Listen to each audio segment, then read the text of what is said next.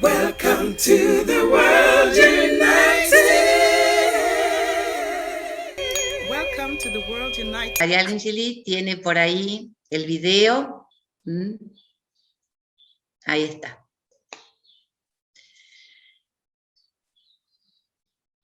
Ay, no se escucha.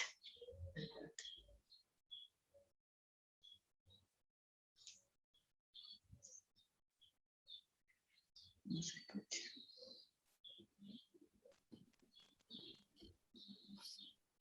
María Angeli, creo que hay que volver a salir, compartir, y al compartir la pantalla, cliquear abajo que aparece de activar el sonido de la computadora. Cuando dejas de compartir y lo vuelves a hacer, aparece ese ítem abajo del recuadro.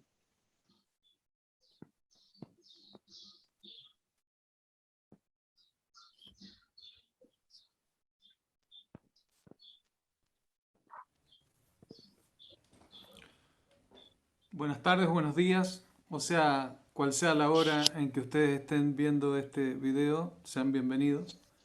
Muchas gracias por permitirme participar en este ciclo de conferencias, de los cuales yo elegí el tema unidad en la diversidad, o digamos un encuentro interreligioso y una unidad, ¿no?, a pesar de las diferencias. Mi nombre es Baladeva Das, soy un sacerdote brahmana de la Sociedad Internacional para la Conciencia de Krishna, también conocida como Gaudiya Vaishnavismo, una línea monoteísta dentro de la cultura védica o hindú. Y bueno, nuevamente agradezco por permitirme traer algunos conceptos que son muy interesantes acerca de la unidad en la diversidad, conceptos que no son nuevos, conceptos que en la filosofía védica están implícitos desde tiempo inmemorial. Y también estoy agradecido de la posibilidad de comunicarme con ustedes, que seguramente son personas inteligentes y piadosas que están tratando de entender cuáles son los conflictos y por qué suceden este tipo de cosas en el mundo donde la desunión o la diversidad, en vez de crear belleza, como la hizo Dios, de cualquier manera que lo conciban, crea discordia entre los seres humanos. A veces aspiramos o entendemos que el concepto de la unidad significa que todos somos iguales y que nadie es superior a otro o que nadie es diferente al otro, y en un sentido sí, es real, ¿no? Tenemos que encontrar ese equilibrio. Pero en realidad no hay tal cosa como que todos somos iguales en un sentido. Porque en realidad solamente de vernos podemos apreciar que somos diferentes, ¿no?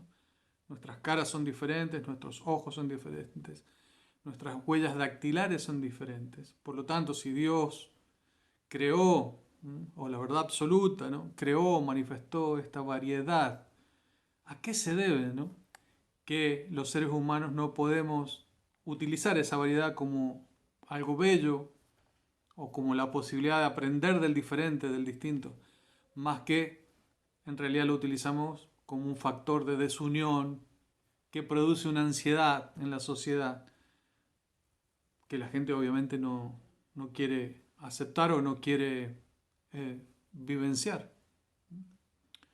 Bueno, desde la cultura védica, como digo, históricamente, la cultura védica o la filosofía védica en realidad existe desde el momento de la creación, ¿no? Esta tradición espiritual que fue producida junto con la creación, ¿sí?, y que se manifiesta en escritos hoy en día. Inicialmente en la cultura védica el conocimiento espiritual o trascendental se transmitía desde la boca de un maestro espiritual a los oídos del discípulo, que en el futuro se volvía un maestro espiritual y daba el mismo mensaje para su discípulo, y así a través de la sucesión discipular de maestros espirituales a discípulos, maestros espirituales a discípulos, la ciencia, ¿no?, espiritual se transmite a través de la historia de la humanidad. Entonces tenemos muchos casos y muchos ejemplos prácticos de cómo entender la unidad en la diversidad.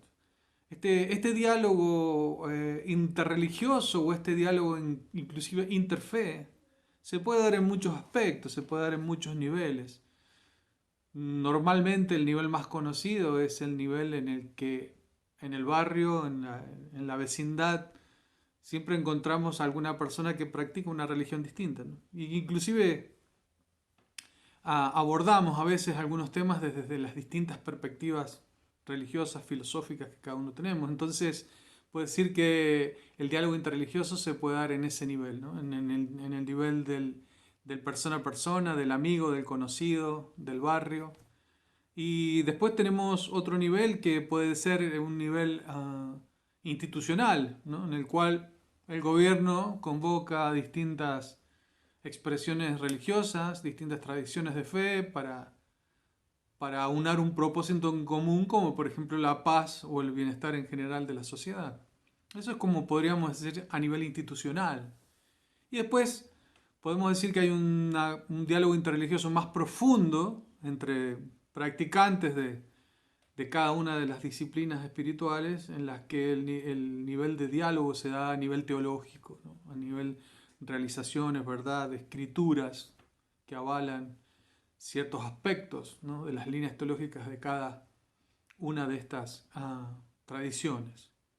Entonces, en ese diálogo interreligioso, cuando nosotros lo practicamos, ¿no? En forma personal, y les digo esto porque yo hace aproximadamente 20 años que estoy practicando el diálogo interreligioso, pertenezco a un consejo interreligioso y a distintos grupos interreligiosos de América y de otros países, América Latina y otros países.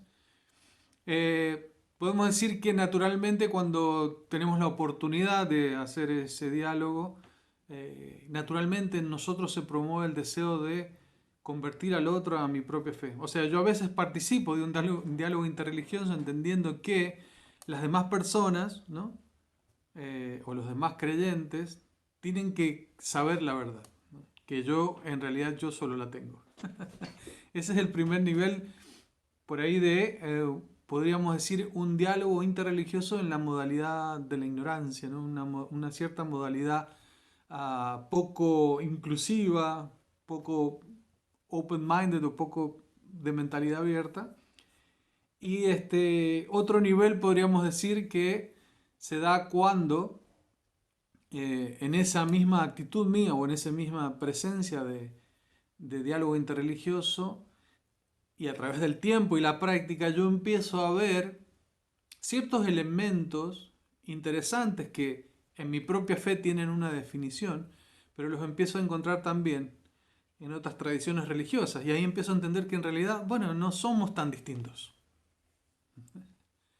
Y por último, ¿no? Y podemos decir el más elevado de todas las formas de diálogo interreligioso es cuando después de mucho tiempo de dialogar con creyentes de otras religiones, yo puedo ver que la verdad absoluta se manifiesta en todas las religiones y en cada uno de los practicantes de dichas religiones, de acuerdo a la capacidad que cada uno tenga por entender la verdad absoluta, de acuerdo al grado de revelación que esa verdad absoluta haga hacia la persona, que se va a dar de acuerdo también a la capacidad, de acuerdo a un tiempo, lugar y circunstancia, y también de acuerdo al deseo de la entidad viviente por entender esa verdad absoluta, ¿no? Algunas tradiciones religiosas tratan de entender a esa verdad absoluta a través de la lógica, otros tratan de entenderla a través de la entrega, del corazón, de la devoción. Pero de alguna otra manera siempre, en ese nivel de entendimiento, podemos ver que la verdad absoluta se manifiesta mayor o en menor grado en todas las tradiciones religiosas y también en todas y cada una de las personas que practican esas tradiciones religiosas. Y con esto quería llevar a leer de uno de nuestros maestros espirituales más prominentes dentro de nuestra tradición religiosa, Srila Bhaktivinoda Thakur, que escribió una oración muy interesante, la cual refleja no solamente la perspectiva de mi propia religión Vaishnava, sino también proyecta una idea de religión que van más allá de lo dogmático. Porque cuando hablamos de religión o hablamos de fe en particular, podemos decir que esa fe o esa religión puede ser, no es eterna o puede cambiar. Por ejemplo, yo puedo nacer cristiano y después volverme judío, o nacer musulmán y después volverme budista. O sea que eso puede cambiar. Lo que nunca puede cambiar es la tendencia inherente del ser humano, del alma que habita dentro de este cuerpo, por alcanzar esa verdad absoluta. Esa natural tendencia que tenemos a creer, ¿no? O a descubrir o a relacionarnos nuevamente con el Creador. O sea, esa actitud que tenemos de conectarnos con la esencia, con la verdad absoluta. Existe en todas las tradiciones religiosas porque existe naturalmente en esta forma humana de vida.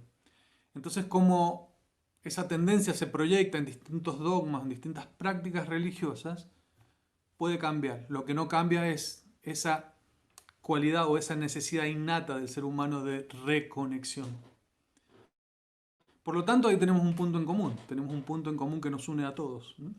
Y en base a esa idea o en base a ese concepto conocido en sánscrito como Sanatan Dharma, esa cualidad inherente de la entidad viviente de reconectarse con la verdad absoluta, este maestro espiritual Srila Bhaktivinoda Thakur escribió una oración muy bonita, que se las voy a leer. Él un día, ¿no?, estaba de repente frente a una iglesia, salió de la India, fue a estudiar, a hacer sus estudios a Inglaterra, y un día se encuentra frente a una iglesia y se manifiesta en él un deseo de amor, un pensamiento que lo transmite a través de esta oración. Él dice, contemplando la iglesia, ¿no?, dice, aquí se rinde culto a mi adorable entidad suprema, que es Dios, pero en una forma distinta a la que yo lo entiendo. Debido a que yo practico de distinta forma, no puedo entender completamente el sistema que ellos siguen.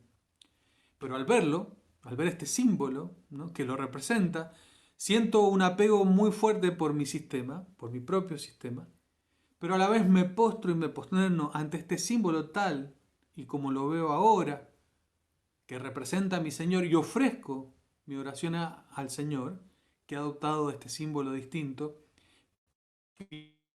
pidiéndole que yo pueda incrementar mi amor por Él. Entonces, como vemos en esta concepción profunda de entendimiento teológico, podemos entender que en realidad hay una cuestión de unidad en la diversidad. En un sentido todos somos iguales, en un sentido todos somos distintos.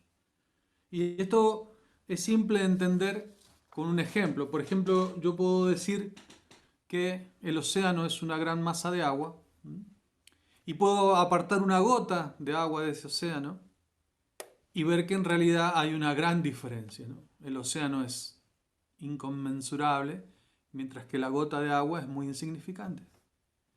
Ahora, si yo analizo, ¿no?, las propiedades químicas del océano en su conjunto y analizo las propiedades químicas de la gota de agua en su conjunto, puedo ver que cada una o las dos tienen exactamente las mismas proporciones de sal, de yodo, ¿no?, de oxígeno, de hidrógeno.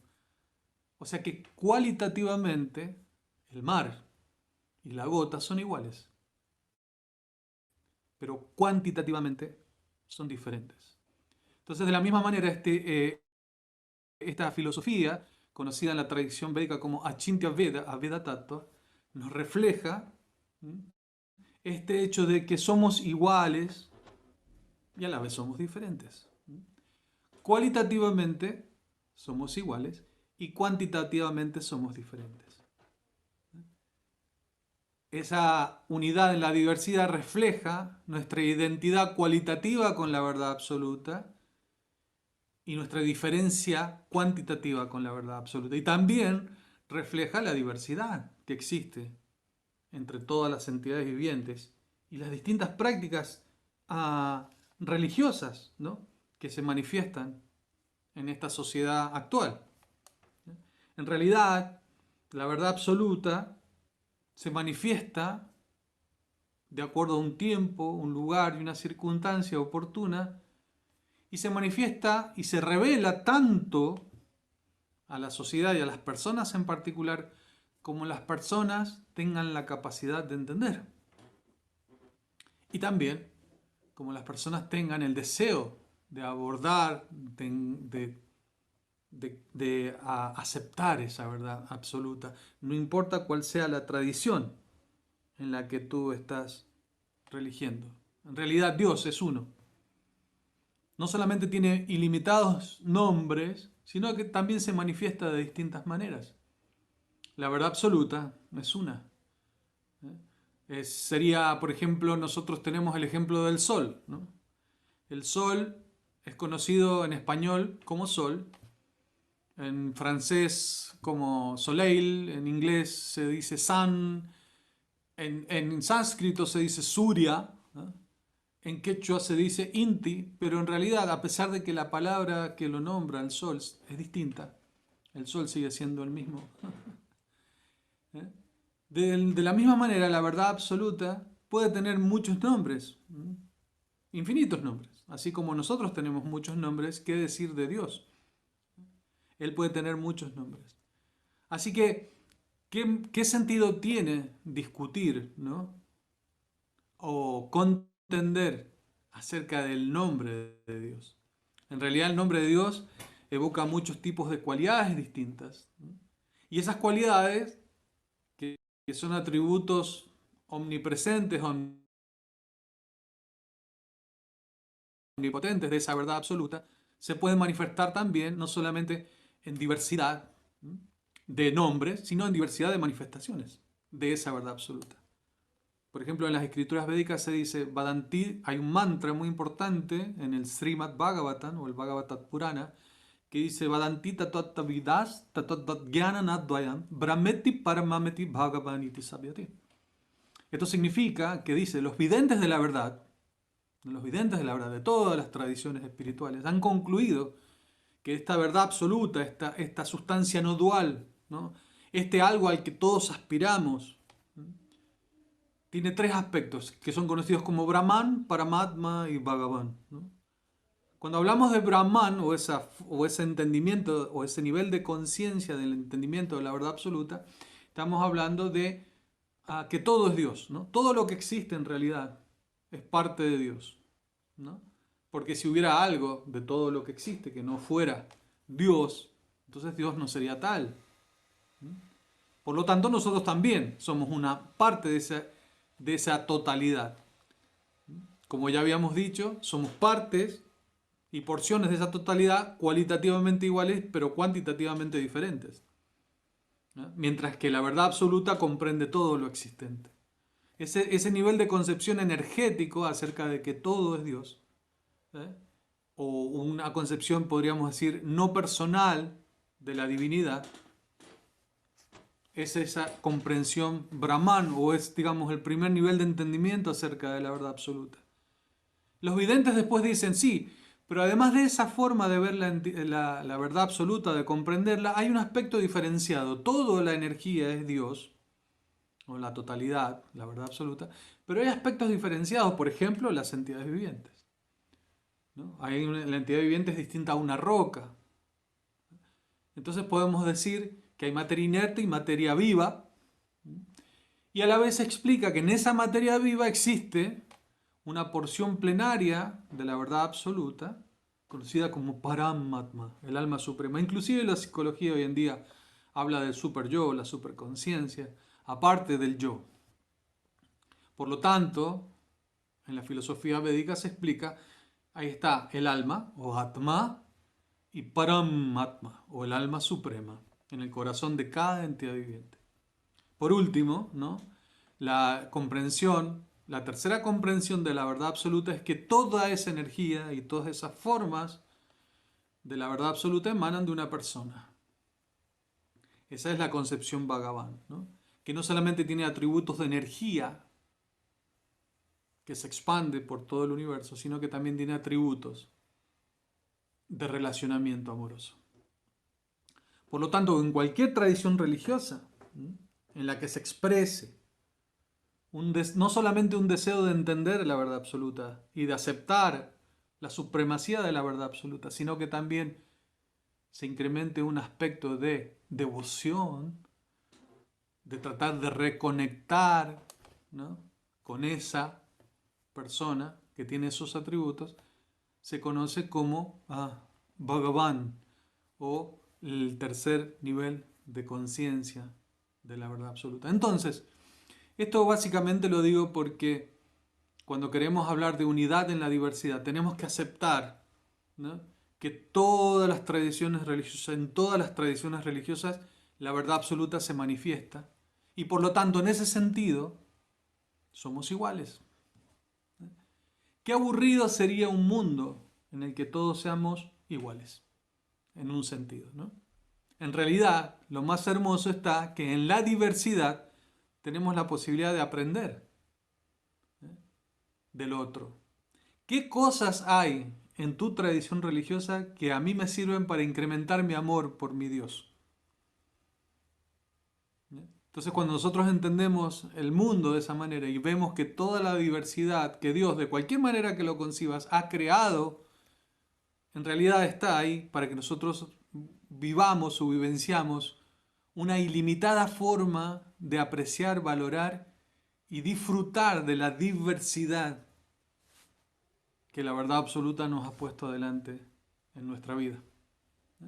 En la India hay una tradición muy bonita, que es que cuando uno quiere homenajear a alguien, forma una guirnalda de flores y se la pone en el cuello, en símbolo de amor y respeto.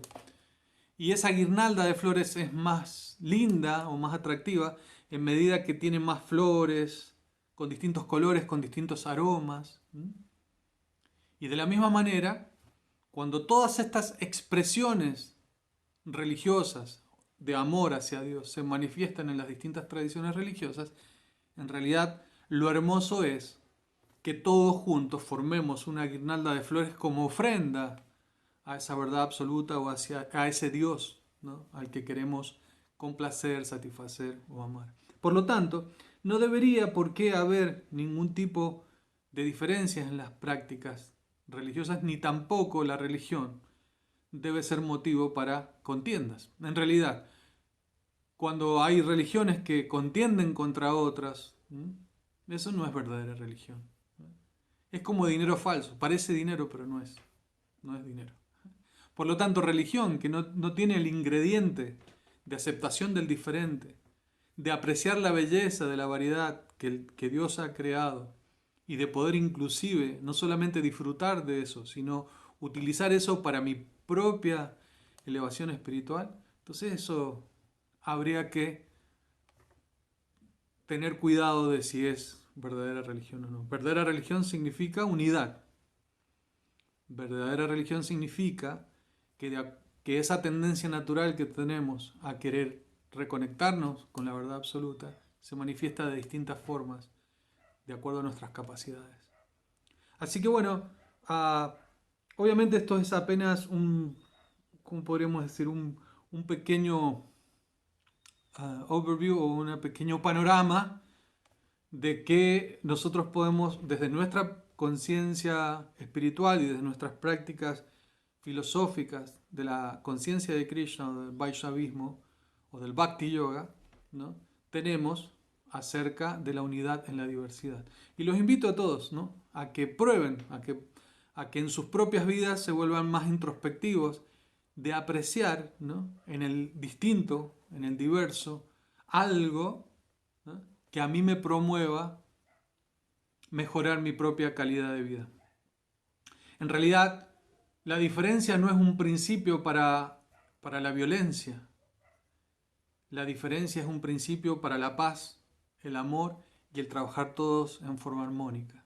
De la misma manera que un cuerpo, ¿no?, trabaja armónicamente, los brazos trabajan llevando la comida a la boca mastica, digiere los alimentos cuando entran al sistema digestivo, el sistema digestivo expande la energía por todo el cuerpo y todas las partes que integran el cuerpo se sienten satisfechas con ese alimento. De la misma manera, cada uno de nosotros cumple una función en el mundo material. Si la mano, por ejemplo, algún día se pone envidiosa de la boca, porque la boca es la que come y disfruta, se pone envidiosa y dice, no, yo no voy a llevar más comida a la boca, yo quiero comer yo. ¿no? Y trata ahora, cuando toma la comida, trata de digerir el alimento, pero por más que se esfuerza no lo puede hacer, porque no es su capacidad, no tiene la posibilidad de hacerlo. Aún así sigue pensando que sí, en algún momento voy a poder lograrlo, y trata de digerir la comida, pero a medida que pasa el tiempo se siente más débil, más débil, más débil. Ha perdido su estado de conciencia, es como que la mano se ha vuelto loca al querer funcionar independiente de un cuerpo que funciona en forma armónica. Cuando todas las partes del cuerpo sirven al todo, automáticamente todos reciben la energía. Por eso en algún momento la mano recobra su cordura y dice, no, voy a empezar a llevar de nuevo la comida a la boca porque es mi función natural y así me siento feliz. Tratando de comer no puedo sentirme feliz, pero si llevo la comida a la boca, no solamente me siento feliz porque es para lo que fui hecho, sino que también recibo mi recompensa cuando el organismo, ¿no?, expande la energía que esos alimentos han traído al cuerpo.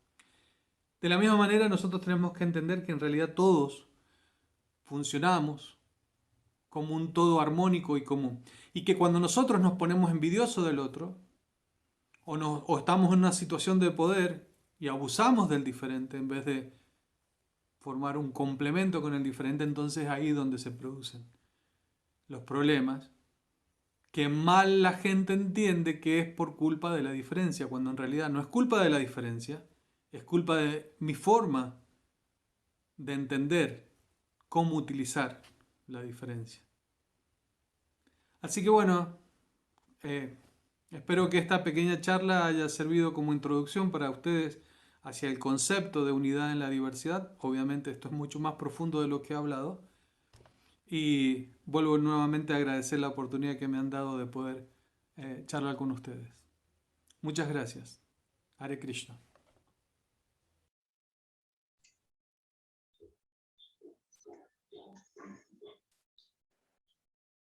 Muchas gracias.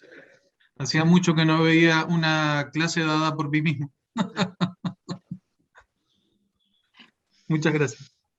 Muchas gracias a ti.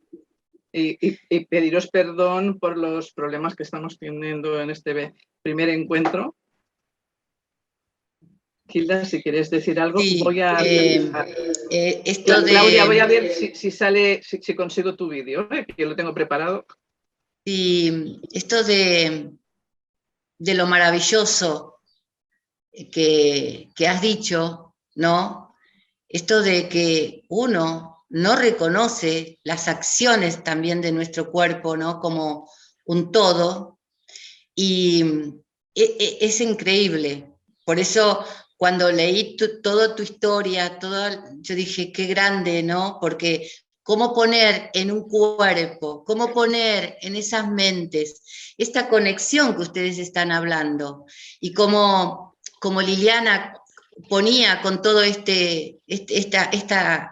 geometría sagrada que somos, me parece. Cada uno somos esa geometría sagrada. Así que vamos a ver si ya tenemos el vídeo de la niña, que viene ahora, Claudia Barreiro. Lo tenemos y vamos así, hacemos las preguntas. ¿Qué te parece, María Angeli?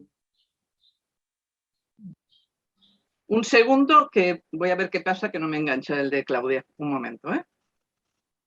Bueno, quiere decir que estamos enganchados en esta. Por eso muchas veces no nos dejan salir. Hoy hablaban de esa conexión, ¿no? Que bueno, es una conexión... Perdona, tú vas hablando y voy a ver si la arreglo. Bueno, dale.